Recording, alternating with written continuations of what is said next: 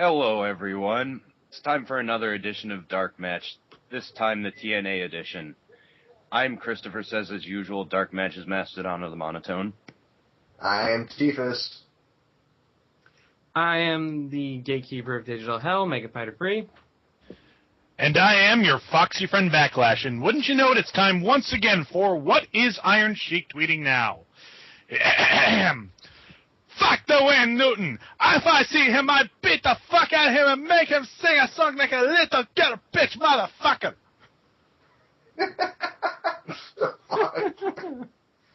Oh. Wayne Newton. I actually don't really know who Wayne Newton is. I should know it. Yeah. Well, speaking of crazy ramblings of insane internet personalities, if you guys don't know who he is, we got a friend of ours named Dark Driver. He's got a new series up on Blip TV at blip.tv/darkdriver, if you can't figure that one out. It's all about independent comic book companies and how they're affecting the industry and other things to do with comic books, too. So when you get a chance, check that out. Good shout out to a good friend of ours. Does he include Diskette as a side character, or? Not yet. Not yet, but we'll be anticipating that. Yeah, we'll be looking for her. Anyway, on with the show. Good health to you. Yeah, what the fuck can we say about this? This, there have been worse impacts, but off the top of my head, I can't name a ton of them. No, I wouldn't say it's like the worst one because of just the content. Like, the content for what it was okay, except for the balance of it. And also coming off being the first show after your quote-unquote WrestleMania show. You don't fucking do what they did here. Well, I mean, really, to sum it all up, the first third of the show is a promo. 40 fucking minutes out of 2 hours.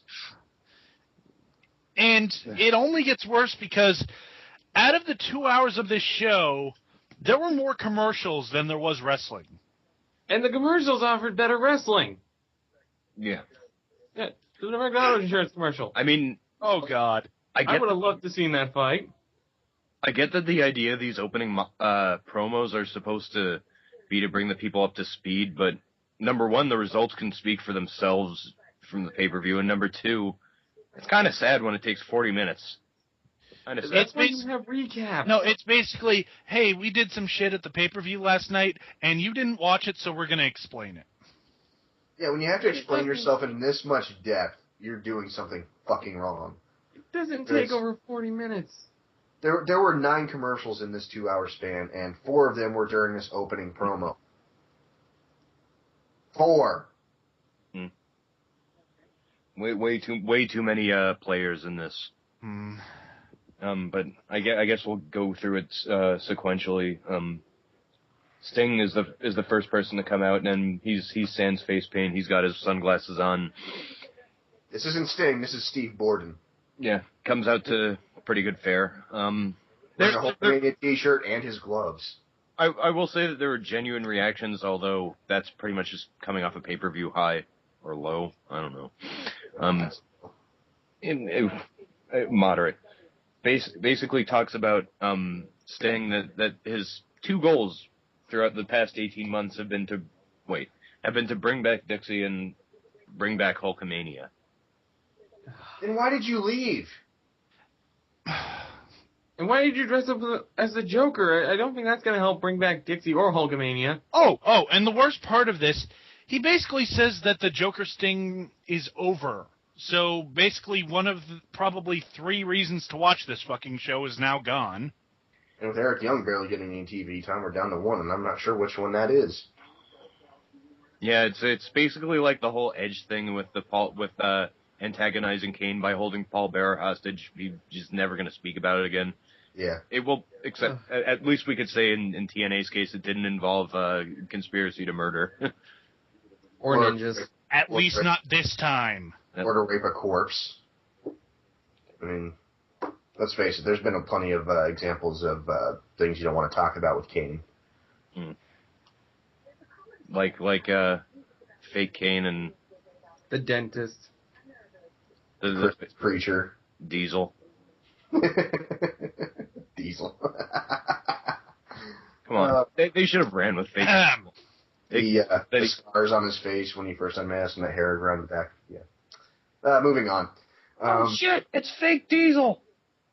That does remind me. I did make a list sitting there watching a show. I made a list of things I could be doing instead of watching this fucking show. I was trying to come up with fake pay-per-view names instead of watching this frickin' promo. Yeah. I only got one. Yeah, it's making our associate Allie cry. Yeah. Bastards. But soon into Sting's promo, like he goes, puts over what happened at the previous pay-per-view. Hulk Hogan comes out having transformed from Hollywood to Hulkamania. I gotta reference that. That's still one of the funniest. Like, I just don't get that. I'll transform from Hulk to Hollywood. That whole Yappa Pie promo was that was some weird stuff. But basically Hulk Hogan says he's wrong. He's had a couple of rough years. He was a little insecure. Eric was the real wrong man, and Sting, what you said 18 months ago, I wish I'd listened to. What the? And that's another thing. They keep saying this 18-month thing. Apologies. It's been a year to the date. Apologies. Actually, it was Dixie who said that, but no. They were saying it all through the night. They keep bringing up 18 months. Oh, they're talking about going back to when it was announced that they had signed Hogan and Bischoff from the start, like Nash and Sting were against it all the way back then before the 10 they are here thing. Yeah, and that's supposed to make it better. Yes, they're here. Well, that makes the 18 months make sense. No, it doesn't. But yeah, nothing makes sense. I like just these famous last notes, I guess you could call this, but I wrote down at the time, like, this was after Hulk Hogan had began saying everything. After all this, we still open shows with 10+ minute promos from old guys. I was a quarter right. I was 25% right. They fucking showed you, didn't they? Yeah, they did. They put you in your place. Bitch about our opening segments, will you? We'll just make them even longer. Yeah, at Sting's insistence, Dixie enters. And, I missed Game 2 of the World Series for this. Well, I missed the Mentalist for this. Well, okay, it wasn't on yet, but I missed it. I paused Arkham City for this. I don't know what oh, yeah. Stupid production. I don't know what I missed, but I'm sure it was better than this. I delayed watching Batman, Superman, Public Enemies for this. And if, I hate to say it, but TNA is the reason wrestling still isn't mainstream. Because Sting says to Dixie, I tried to talk to you, I tried to warn you. You had to learn about the inner workings of this business the hard way, unfortunately. I skipped out streaming a B-horror film with Netflix starring Alexis Texas for this. That's quite a sacrifice there. It is. She's one of my favorite. She's quite an exceptional actress for porn. I still haven't fed my cat.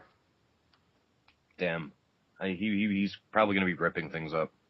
Yeah, she kind of finally stopped meowing at me about it. So. But basically, through all this, Dixie's smiling and nodding, and Her Dixie face. Yeah, and fuck this. I'm going to freecreditscore.com. I don't know why, but I have the urge to. Yeah, should have seen this coming at you like an atom bomb.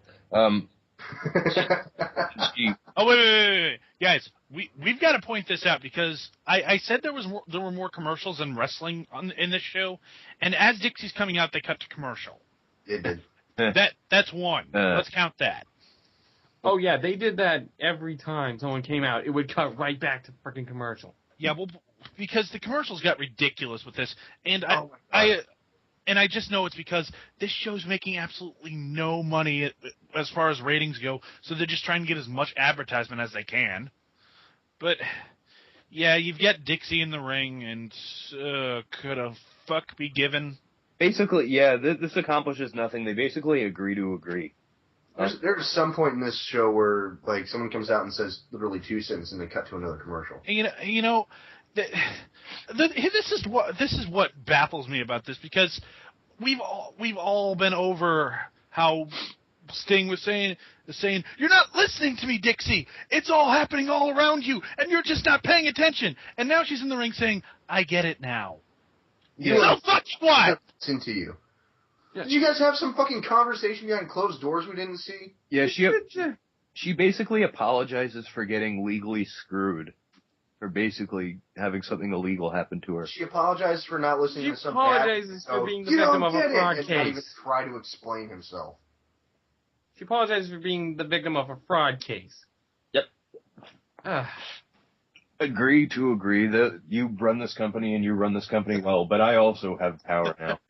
And this is not the stupidest part, because she says that she's going to be running things from the head offices back in Texas, and Sting is going to now be running the day-to-day operations of Impact. They're ripping off the Triple H angle from Raw. Yes, he's now. That angle has already ended. He's no longer understanding. There's several He's now odds Triple behind. Sting. They might as well have just said, "Sting, you're the COO of this company now." He's the chief operating commissioner. Oh my God. He's no longer under Sting. He's now Triple Sting. Triple S. And you know, I wanted to mention this when Hogan was out, but really, we're pretty much back where we were when he started this fucking company. Because everyone wants to kick his ass now. Yep. Yeah. Such as Kurt Angle, who's the next person to... Yes, and as Kurt Angle comes out, we cut to another commercial. Yeah, he basically... Wow. Yeah. Commercials probably featuring Auto Direct and some other stuff. Yeah, the direct auto, which has more wrestling than this episode.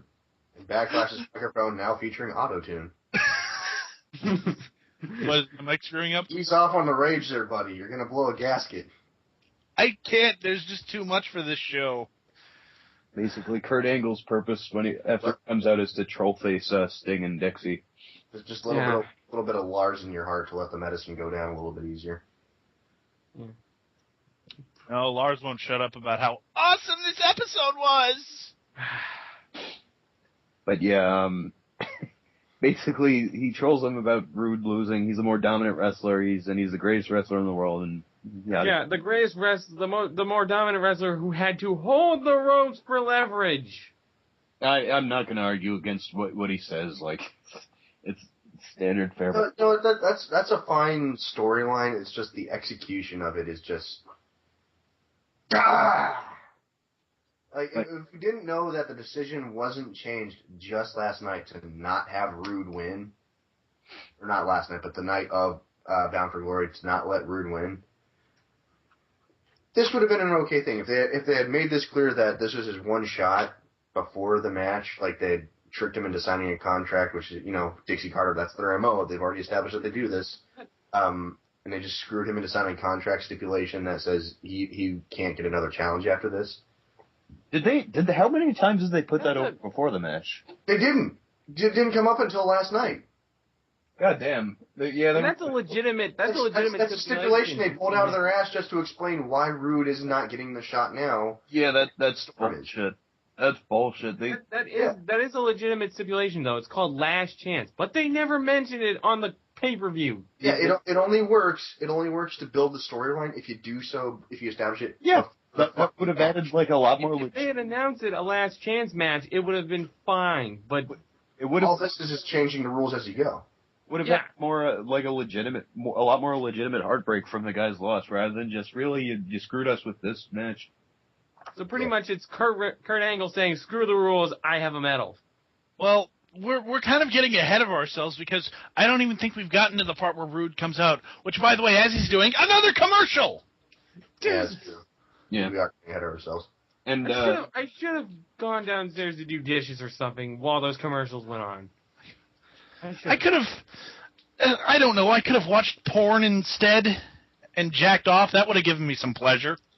That would have been worth your time. Hey, if you're looking to jack off, I know there's a great B horror movie on Netflix. Starring Alexis Texas. Yeah, I don't trust you, Davis. I personally, I want to find a horror movie starring Memphis Monroe, but I don't.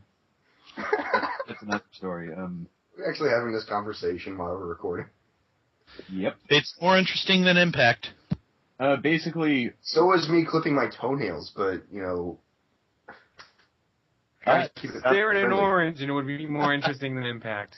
Our associate, the Lone Warrior, Gianna Michaels or Bust, and wonderful pun. But can't argue that one. Yep. Basically Robert Roode comes out and calls Angle out on his bullshit about celebrating a victory where he had to grab the rope. And I think they point to the Roode got screwed sign at least like 3 or 4 times during that. Yeah, which is true. It's like, way to acknowledge your plant. Yeah. I was like, at some point I just thought, like, this guy was papered. But yeah, nonetheless, Sting attempts to book a rematch with Angle, and as Tifa said, we got ahead of ourselves. That's when they introduced the whole no rematch clause. And he's just as he's about to say, well, what is that your partner says, Rude? Sorry about your damn. James Storm interrupts and says it instead. Commercial. This has been 1, 2, 3. Yeah, it's 3 commercials during one promo. 3 or 4. Did Hogan's entrance involve a commercial? No, that was the only one that didn't. Oh, did it? Of course. No, it didn't. There's like a total of 4 promos, 4 commercials in this one promo. One of these is just words don't describe. Let's see. Storm comes out rambling. I mean, not putting down his mic skills at all. Like he definitely wasn't. You can't blame him for the shit that went on. I honestly think I would attribute it more to him being frustrated at how shitty all this pulling out of their ass bullshit, last minute booking bullshit is. He probably came out wasted because he was just like so pissed he needed a drink. But nonetheless, his point is you screwed Rude, you screwed James Storm, and though Angle tries to resist his threats, Sting books the title match between the two. It's like, I'm not having this match. You're having this match. Yeah, guys, remember that booking decision because that'll play an important part later on. The last time Sting claimed to have booking power? Yeah, a few months ago.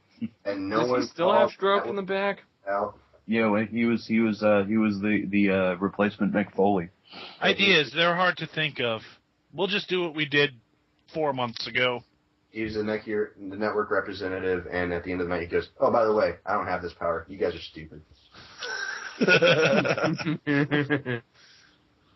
Oh yes. After that, we have a parking lot segment where Bischoff and Immortal all rode up. They have chains, and well, I guess Bully Ray has a chain. And you can just see them like walking up there, snapping their fingers. Yeah. They're still calling themselves Immortal, despite Hulk Hogan having left the group. Yeah, despite it's Bischoff, Gunner, Steiner, and Bully Ray. Not very immortal.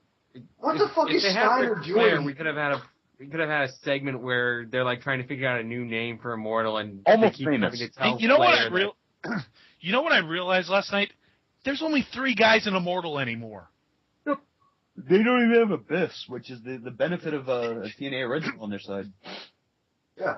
I mean, we thought it was pathetic a couple months ago. Then Matt Hardy got kicked out, and now Abyss has left, and now it's just Bully Ray, Gunner, and Scott Steiner, and they're all being led around by Eric Bischoff and Ric Flair, which I don't count because neither of them wrestle, or at least you're not supposed to wrestle Ric Flair, you fucking idiot! Yeah, they should have. I think they should have a segment Steiner where doing at this company still. It gives them a little bit of pay. I think they should have a segment where they're trying to figure out a new name for themselves since they can't really call themselves Immortal, and they keep having to tell Ric Flair they can't call themselves the Click. They wish. But I'm in the Click. Oh yeah. No, Rick, this isn't the Click. I'm in the Click. Now you're all in the Click. It doesn't work that way, Rick. Rick rhymes with Click. It works. It writes itself. Just Incredible pops in. Can I be in the Click? Yeah, kind of. We just won't acknowledge you. No, he's not Justin. He's PJ. You you're PJ Stupendous. You can say that at conventions, but no one will believe you because no one else talks about you. Click. Yeah, that was a third of the episode that we just went over. And hey, isn't it the perfect time for another commercial? Yeah, I guess so. I think so. So we get to our first match of the night, and I hate to say it, but this was by far the best match of the night because it was the only one that lasted more than 30 fucking seconds. Yep. We have the Knockouts Tag Team Champions, and I had completely forgotten about Oh, these wait. Karen Brooke Tessmacher. Yeah, it's... I don't believe you when you say this is the best match of the night. You just said Knockout Champions. Okay. It is. It was better. It's better than the. Well, here's the thing. It's Tara and Brooke Tessmacher against Winter and Angelina Love. Now, Winter and Tara, they're both very good wrestlers. Brooke is okay; she's getting there. And Angelina, we're not going to talk about her. But yeah, this was an okay match. Tessmacher is essentially like above Eve, or slightly above Eve. She does her moves fairly crisply, and she bumps it. TNA signs are doing things wrong. Signs are doing things wrong. 40-minute opening promo, and the best match of the night is with the TNA Knockout Championship. Yeah, and it's like, I mean, I'm going to get ahead of myself for just a little bit here, but say what you will about Victory Road, like, you can't call it a knockouts match. That was just an aberration because of Jeff Hardy. The main event tonight was a standard fare knockout match. Like, that's pretty much what it was. Yeah, much. But I feel like we're kind of burying the Knockouts Tag Team Championship. No. Okay, no, we're not doing that. No, because at this point, you kind of have to. No, I'll qualify. It's not... Okay, given the quality of the Knockouts division in the last couple of years, there's no denying where they're at. They're kind of bottom of the pecking order right now. And just like I agree with what you said, Winter and Tara are pretty damn good in the ring. They can go. However, when the reason their match is the best match on the card, despite involving Angelina and Brooke, is because the rest of the wrestlers that wrestle, say that 3 times fast, the rest of the people that wrestle on the show are not putting forth the effort and don't get time to put forth any effort, is a fucking problem. That's writing. That's booking. That's not... TNA, because wrestling matters. Guys, it's a fault of the people writing this shit. I don't know. It just feels like that ever since the Taylor Wilde Hamada incident, that whoever holds the knockout tag titles just seems to be banished to the negative zone. That's really the reason those belts exist. It's to say, oh, what do you have to complain about? You're a champion. Go sit in the corner. Yeah. We'll call you in 3 months. Yep, you could sit at home, and unlike Kevin Nash, you won't make any money. The thing is, Brooke wanted to be a legitimate wrestler. Back when she was part of the Extreme Expose thing that Kelly was doing. Yeah. But the only good spot from this match, although it was the best match of the night, was Tara does a fireman carry sidewalk slam to Winter. It was very, very fluid, but nonetheless, the finish is victory roll from Tessmacher. 1, 2, 3. Double clothesline by Tara, and then the victory roll by Brooke. She did used to want to be a legitimate wrestler, and she still does. Yeah. If she gets into the indie circuit, maybe she has a chance. But Jeff and Karen Jarrett walking backstage. Yep. And the commercial. Jeff. Yep. And then I'm just calling this the feud of the Jeffs because next we have the exact same segment we had at Bound for Glory. Yeah, Jarrett calls out Jeff Hardy. Happened. No. Wait. Do this the doesn't right way. work without War Machine. Do this the right way. Don't use their last names. I'm gonna say this right now. Is Jeff Jarrett supposed to be the heel? Yes. Anyways, Jeff comes to the ring, and he says, Jeff, you're a disgrace to the wrestling company, and Jeff, I want you to come out right now. So Jeff comes out to confront Jeff, and Jeff says, Hey, all these people want me around Jeff, so what are you going to say about that? Well, Jeff, here's what I got to say about it. And they punch each other. Jeff is punching Jeff. Jeff's punching Jeff. And Jeff is going back and forth. Jeff's going back and forth. Security comes out to pull Jeff away from Jeff. Jeff runs at Jeff, and then Jeff kicks Jeff in the nuts. And here comes D'Lo Brown And Al Snow. That was Headless Al Snow. And D'Lo Brown gets the biggest pop of the night. from Mike Tenay, no less. It's true. But I cannot buy that Jeff Jarrett is the heel here. Because, like, Hardy screwed him twice. And many times, in fact, according to him. He no-showed a pay-per-view. The redemption angle, though, that's the The point. victory road. Yeah, but do you really think that redemption is going to stick for Hardy? He no-showed a pay-per-view and he no-sobered a pay-per-view. Yeah. He And sobered an Impact and split Mr. Henderson's head open. we know how the Hardy brothers are. They're even Jeff, who we all agree is the sane one. He's still gonna fuck up somewhere down the road. Again. Well, even if he does, it might not be as big of a fuck up because it sounds like Beth, who he is confirmed to be married to now, is not Beth Phoenix, his girlfriend Beth. It sounds like she's not taking any of his bullshit and she's making him do the right thing. All right. Yeah, I mean, And he does have a daughter now, so he's kind of stuck. I seriously want that to change him. If it changed Randy Orton from a diva bag shitting jerk off to. Oh, and note to Revy Sky, that's how you support someone. Yeah, by Yeah, taking you pictures support of your Edge. loved one. Yep. By taking pictures of the Edge. I'm a wrestler! No, you live with Or a letting wrestler. yourself get I'm a wrestler. tasered. Anyways, this segment is basically just a rerun of what they did at Bound for Glory, except it ends with Jeff kicking Jeff in the nuts. And And I do have to And that applaud was you, the sir. best That part was of the whole excellent. segment. That was an excellent reading of the list of events that happened in this segment. as far as I'm concerned, like War Machine opened the floodgates. Like that's how we have to describe this feud from here on. That's the only way to do it. I don't think I'll be able to do that because my dad's name is Jeff, so he'll probably think I'm talking about him. Work that in there somewhere. It's like, no, Jeff, I'm not talking about you. I'm talking about Jeff and Jeff. Oh. But yeah, it was basically the same thing as Bound for Glory, except with D'Lo Brown, Simon Diamond, and Al Snow. Oh, and D'Lo Brown and Al D'Lo'd Snow out. arguing. D'Lo Brown D'Lo'd out all over Al Snow. He just went head left and right all over the damn place. Yeah, the waves from his head movements just completely broke up that fight. It was like The a sad stomp thing is that attack. if TNA is actually trying to build a feud between these two, it would actually be an improvement. It would. You heard the pops those two got.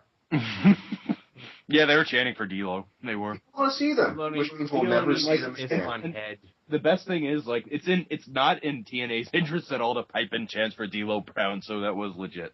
Yeah. Um, That's one thing I gotta say. In that opening segment when Hulk Hogan came out, that was like the first legitimate pop I've seen in this company in several months. yeah. Like, or actually That's- standing up. I'm and not sure if that's just- sad or not.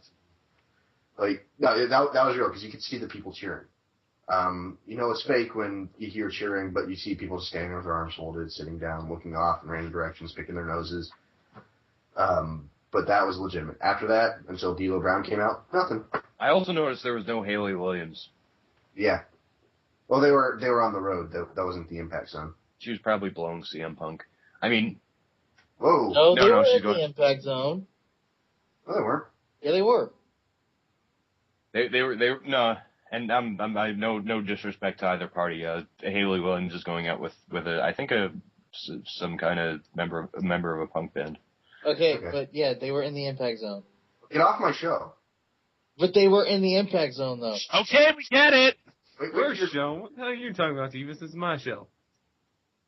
Oh, the new guy wants some now. Mm. You'll get yours later, new guy. Ladies and gentlemen, Mega Fighter. Let's move on. Yeah, Kurt Angle's backstage bitching about. He's basically saying, "I'm Kurt Angle, bitch. Fuck. Why book a match?" I mean, redundant shit. We know about this. But here we have Eric Young. He's Wait, Shocking. you got the commercial. The TV champion who has not been seen on TV Oh, wait. There was a commercial before this, plus a rerun of the promo they played at the beginning of the night. Really? Oh, No wonder it was 11.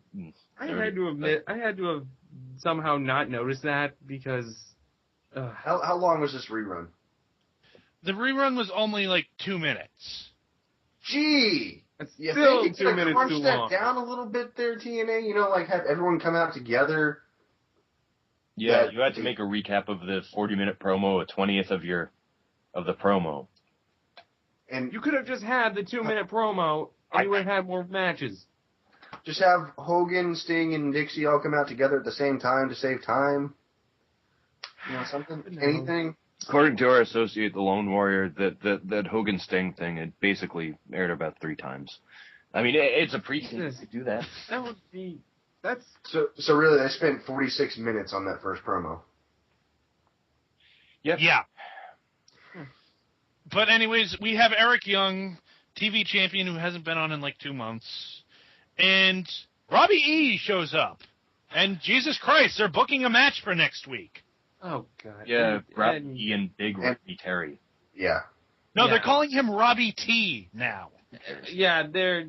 The Zack Ryder comparison is so obvious at this point. Well, that was the whole point of Robbie E in the first place. Well, yeah, but it's just getting sad. Now they're doing the Big O, and they're kind of having the Zack Ryder's feud with the situation, which Well, see, they don't get the joke. as much as I dislike the Big O, at least he's alive. Yeah. I think he'd add Robbie something. T's whole thing is that he's like just a tool who doesn't get Robbie E. The fact that they're doing a feud with Ronnie, which, by the way, third Jersey Shore loser to be on TNA, they're ripping off the whole thing Zack Ryder has with the situation. The difference is that hasn't yet materialized at all. It hasn't Probably never materialized will. because they won't rip off the fact that they took Zack Ryder's gimmick.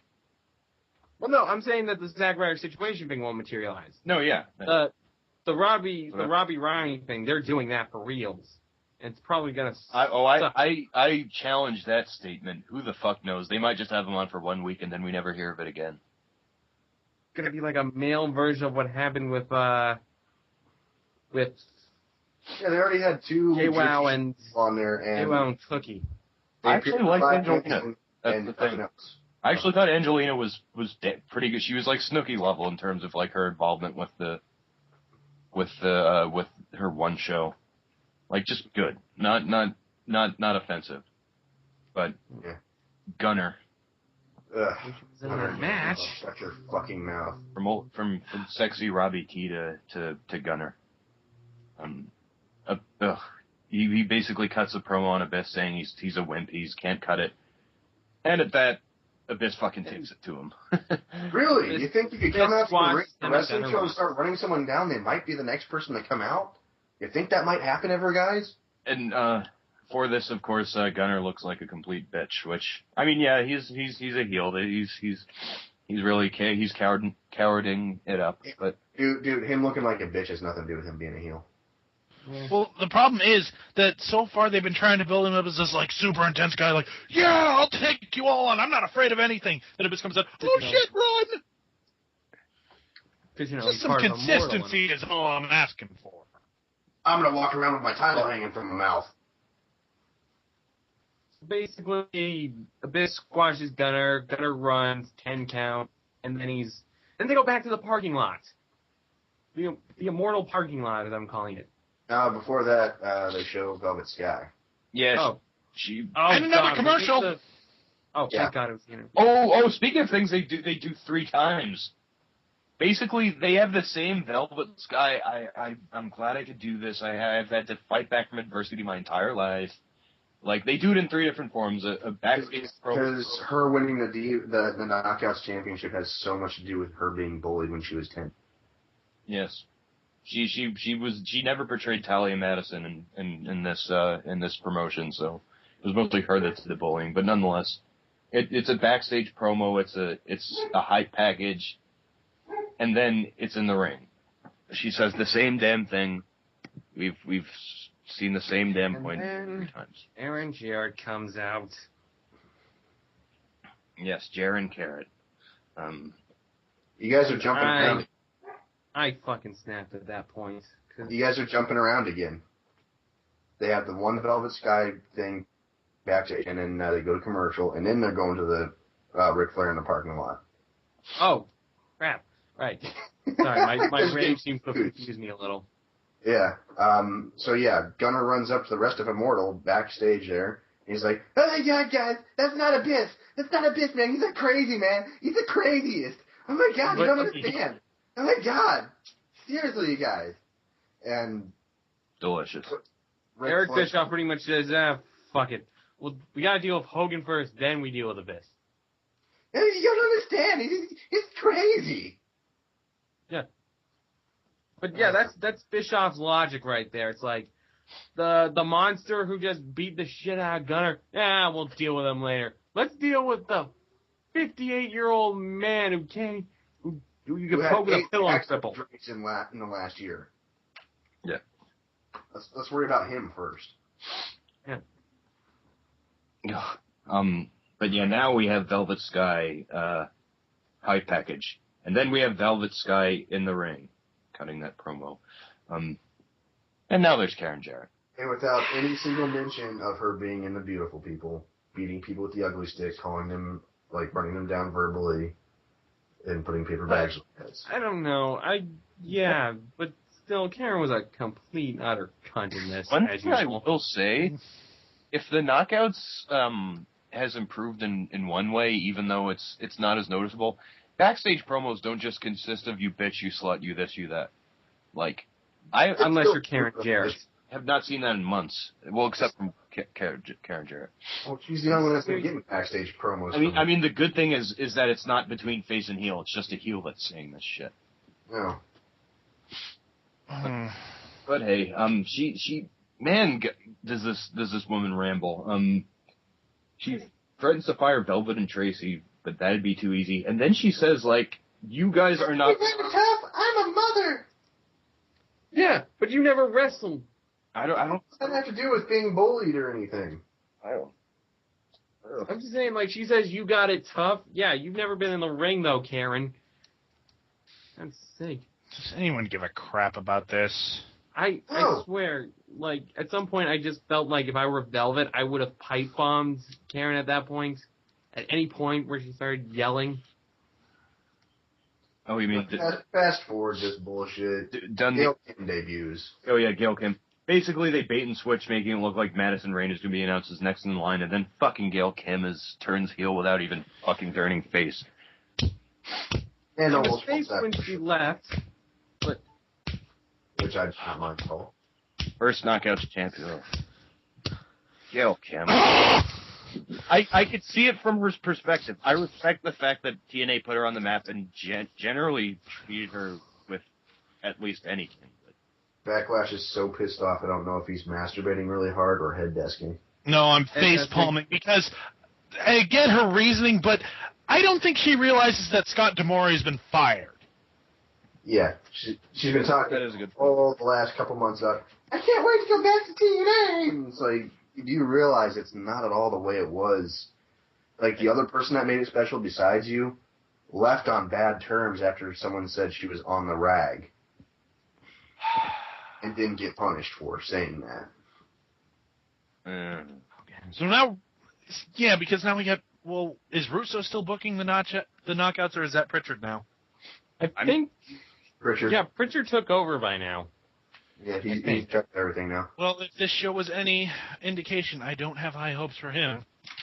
He's Plus, he's you know, being, But being he loves you! That's the only really good thing that he's done. he's being executive bitch slapped by now. Hogan's exercising his creative muscle. So when am I getting the title belt, brother? Anyways, they beat the shit out of Velvet, and we see Hogan backstage, and then we cut to another fucking commercial. I didn't even fucking commercials. TNA, total nonstop advertisements. Fucking commercials. Good. But if you want to save money and stay legal and get the best coverage you can for your money, You need to go to Direct Auto Insurance. I seriously want to see the match they had in the Direct Auto commercial because it looked like the total clusterfuck. It was. It was stupid. But it would have been at least. I'm going to take time out of this chaotic battle royale to tell you about how you can save money on your car insurance. But it's like Pope, Abyss, Kurt Angle, Christopher Daniels. I think Speaking of which, where the hell is Pope? Who cares? What's there? Yeah. How much you want to bet Jay Lethal was in that commercial?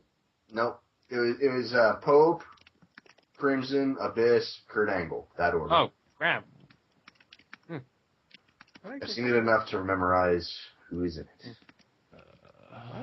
Why did I get Crimson confused with Daniels? Who knows? They're both weird-looking tall guys. Put up the noobishness for myself. Anyways, we come back, and they show the video again of Hogan versus Sting. If you do not remember this video, I will come to your house now. Tonight. Get it? They had a match. God damn it! And Immortal comes up. Now we've got Eric Bischoff coming to the ring with the three guys who are still in. Are they even called? I just want to see the three of them start singing "My Little Buttercup."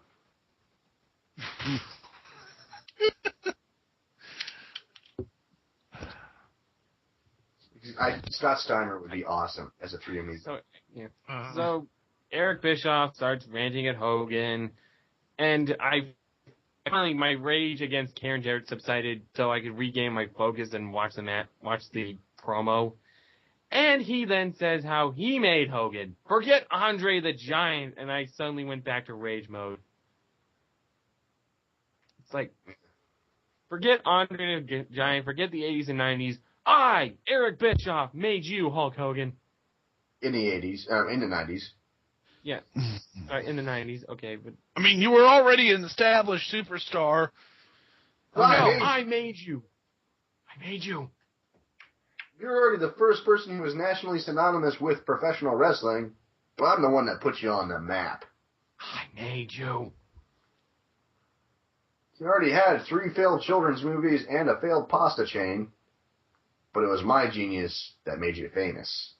Yeah, you had like 4 by that point. Yeah, something like that. You also had a failed TV cartoon, so. Yeah, that too. But yeah, it's pretty much Immortal nearly gangs up on Hogan, but then Sting comes out with a pair of bats, hands one to Hogan, and they pretty much disperse. And now here's the highlight of the night, because Eric Bischoff is slowly backing away up the ramp, slowly being the key word up there, and then Jackson James appears up there, or I guess I should say Garrett Bischoff, because that's James, you say? Yeah, Garrett Bischoff, because that's what they're just calling him now, because fuck it. Because the big secret's been revealed. Because. But anyway, no build up to that at all. No hinting at it. No tension building or anything. It's like, wait a minute, these two are acting kind of buddy backstage. What the heck's going on? Is Jackson James in their back pocket? No, none of that. Just one quick little thing at Bound for Glory, and the whole thing's just revealed. Yeah. So Bischoff finally gets his way up the ramp, and they argue for a long time, for like what seems like an hour. I don't even think they were. And then Eric rips off his son's shirt. Yeah, Eric rips off his oiled up son's muscle shirt. I don't even think they were arguing. Forgive me for bringing up a meme from the 90s, but it's the sexual harassment panda. Yeah, pretty much. It's like, dude, it's creepy. It's creepy enough when Hulk does it to his daughter. Don't do it to your son. I'm just saying, I don't think they were arguing. I think Eric was just yelling at Garrett the whole time. Yelling, arguing, they go hand in hand in wrestling. But either way, Eric just keeps going like, you don't deserve to have Bischoff on your chest and blah, blah, blah, blah, blah. And then Garrett just punches Eric out. And that was the highlight of the segment. There was a highlight to that segment? The Garrett punching Eric Bischoff in the face. thought the highlights of the segment was the upcoming commercial break. But yeah, the last thing you see in the segment is Little Bischoff giving the cheesy thumbs up to Hogan and Sting standing in the ring. But still, it's just like, how many of us would just want so much to punch Eric Bischoff in the face? But yeah, this guy's built like a skinny cruiserweight, or X Division guy, I guess now. And they ripped off his shirt, and he had his muscles oiled up too. So is he a wrestler now, or is he still a what the fuck are they going with here? I don't know. If they do I don't actually care either. Whatever direction they go with make this, a wrestler, he'll still languish in the mid card.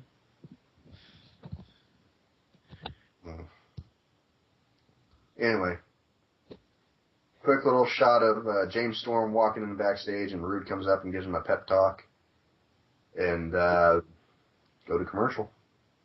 That was nice, though, that there was like, it's like, I don't know if I can do this, Robbie. It's like, all this. I'd like to point out that I noticed, right before we went to commercial, there were 7 minutes left in the show.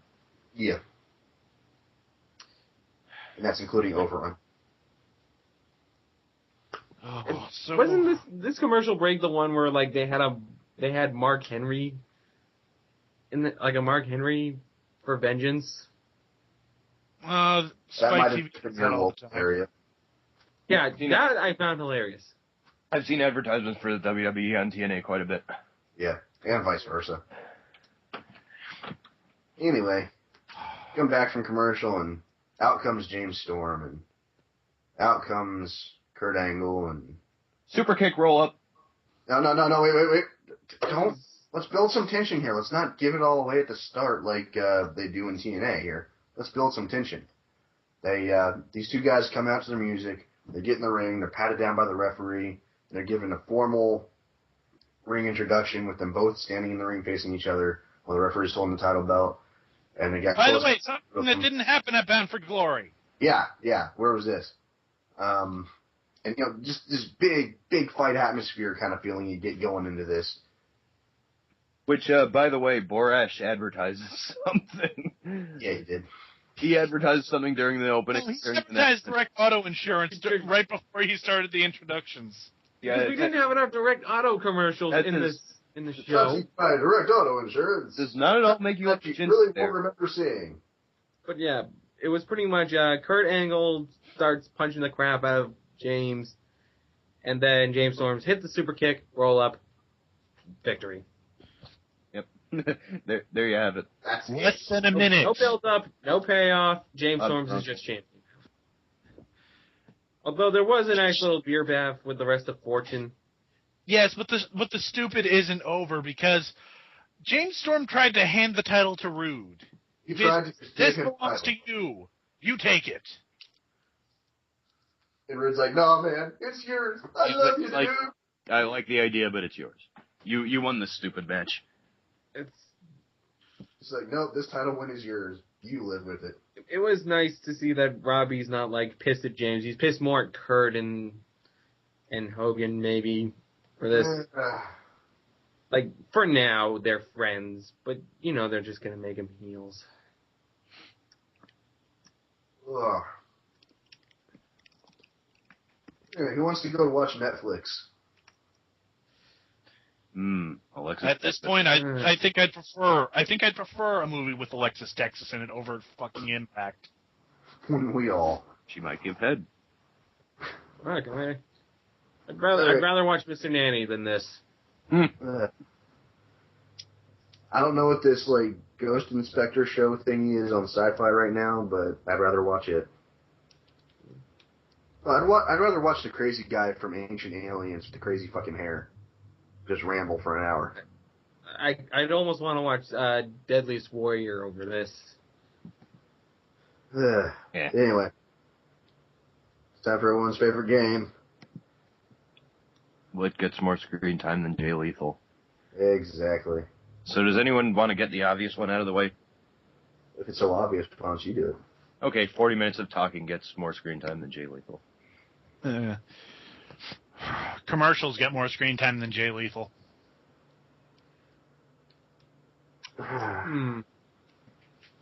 Thinking. The TV champion's first appearance on television in 3 months gets more screen time than Jay Lethal. Women I want to hit in the face get more screen time than Jay Lethal. That sounds misogynistic. Holy shit. Karen pisses me off that much that I'm generally I'm a very calm, patient person in real life. I'm never one to go to violence, but Karen was at that level of pissing me off.